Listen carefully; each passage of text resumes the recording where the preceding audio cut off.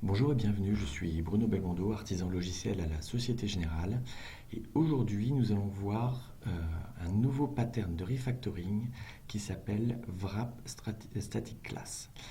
Alors, je vais illustrer ce pattern de refactoring toujours sur le kata Racing Car d'Emily Bach et en particulier sur le Turn Ticket Dispenser. Alors qu'est-ce que c'est? Bien, tout simplement, on a une classe Ticket Dispenser ici qui a une méthode getTurnTicket. Cette méthode getTurnTicket, à chaque fois qu'on l'appelle, elle retourne un nouveau numéro de tour et elle crée un turnTicket correspondant. Donc, comme d'habitude, l'idée c'est que là ici on se retrouve avec du code qui a priori a l'air testable mais qui en fait ne l'est pas, on va voir pourquoi. Et on va chercher à le rendre testable de manière à se mettre dans une situation confortable pour pouvoir faire derrière du refactoring ou des évolutions sur ce code. Alors, on va commencer par écrire des tests et on va voir ce que ça donne. Alors, on va commencer le premier test, par exemple, should get first ticket when asking for the first time.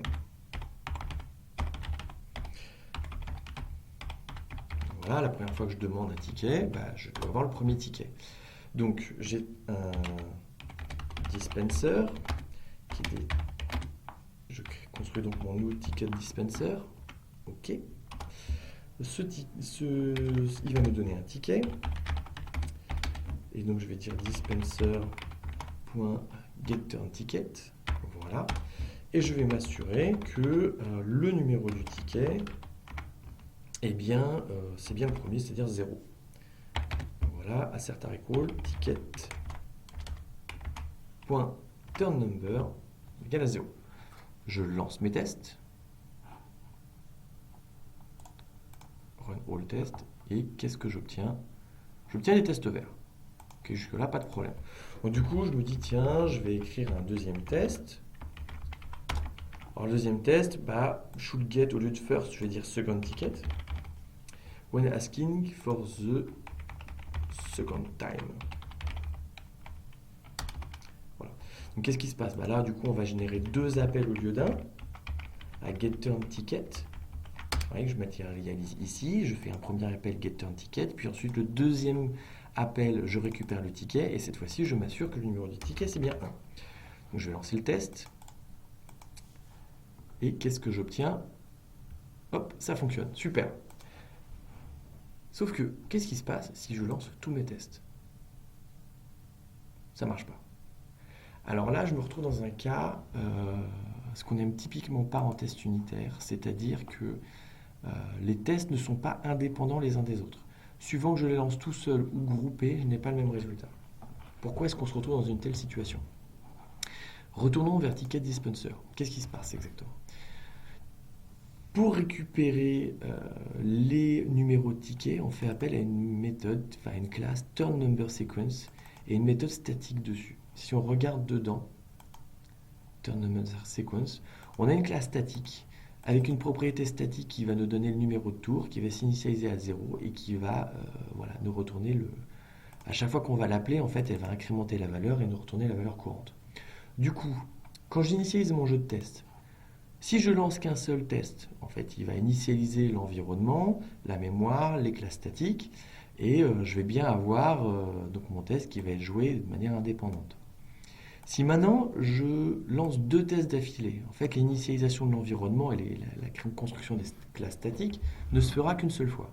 Et c'est là que le bas blesse. Du coup, le compteur qui me sert à récupérer le numéro de ticket, lui, ne va pas être remise à 0 en fait entre les deux tests, et donc le deuxième test va déjà partir une fois que le premier aura été réalisé avec un incrément de 1. Donc ça, c'est typiquement ce qui nous embête quand on veut réaliser des tests. Là, les classes statiques, c'est une vraie plaie. Alors nous, ce qu'on a envie de faire, c'est qu'on a envie de se débarrasser de cet appel statique. Et on va faire pour cela appel au pattern wrapStaticClass, qui est un pattern qui nous permet d'encapsuler notre appel statique. Alors comment ça se passe? Je vais créer une classe ici, que je vais appeler turnNumberSequence, du nom de la classe statique utilisée, wrapper, pour dire qu'elle la wrap. Voilà.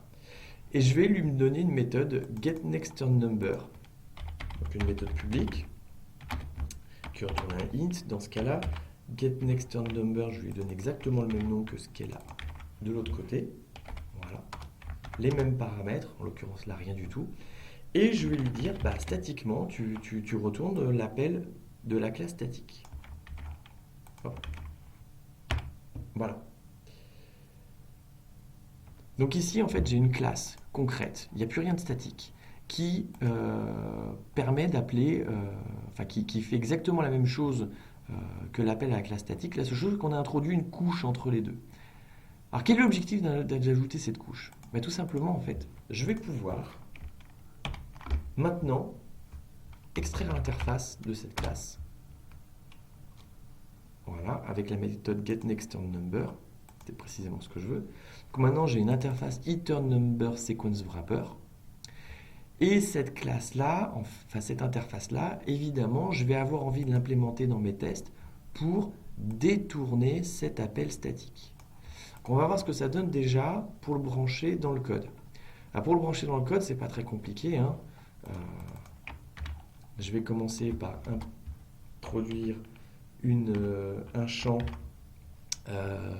avec le number sequence wrapper ici. Donc, je fais confiance à RichHarper pour me suggérer un nom intéressant.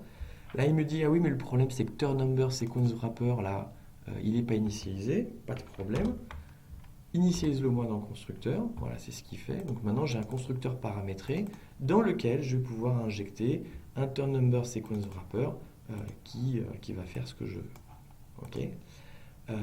Si j'essaie de compiler, là, ça ne va pas compiler. Pourquoi est-ce que ça ne va pas compiler? Et tout simplement, si ça a compilé, parce qu'il m'a mis une valeur par défaut? Non.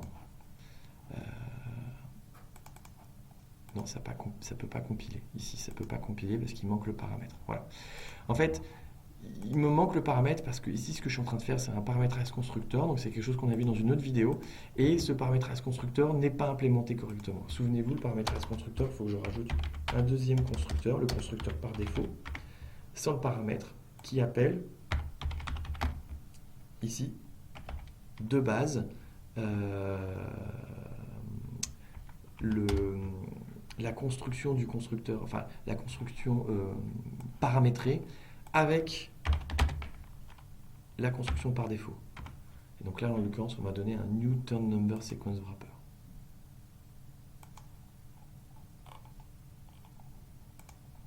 Ok.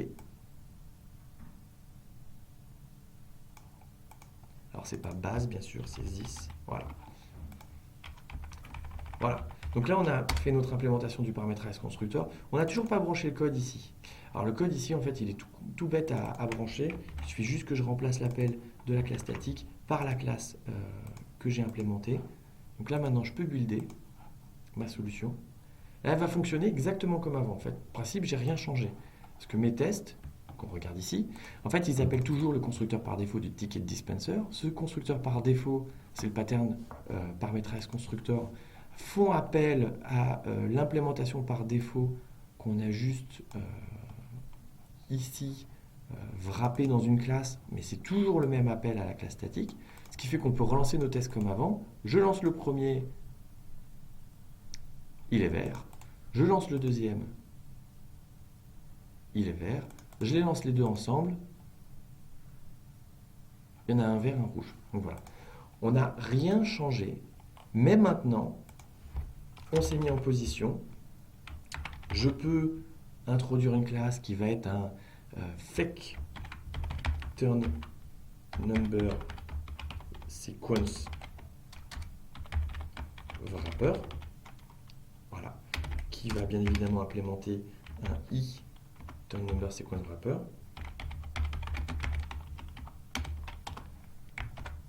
Et bien sûr, il me dit il faut implémenter une interface. Je lui dis pas de problème. Et là, je fais return sequence number plus plus, et sequence number plus plus, je crée un champ que j'initialise à 0. Donc là, on n'est plus dans une classe statique. Je fais grosso modo à peu près la même implémentation que ce que faisait turnNumberSequence, sauf que comme je ne l'ai pas rendu statique, ça va être indépendant d'un test à l'autre. Alors bien évidemment, il faut que je le branche ici dans mon constructeur, pendant que la classe existe. Hop, je crée mon fake turnNumberSequenceWrapper d'un côté, je le crée de l'autre, voilà. Et maintenant, je vais lancer mon premier test. Qu'est-ce que ça me donne? Premier test, il passe. Deuxième test, il passe. Les deux ensemble, forcément, ça devrait passer. Voilà. Donc là, j'ai réussi à me débarrasser de mon code statique en introduisant un wrapper. Donc on va revoir le wrapper. Le wrapper est ici.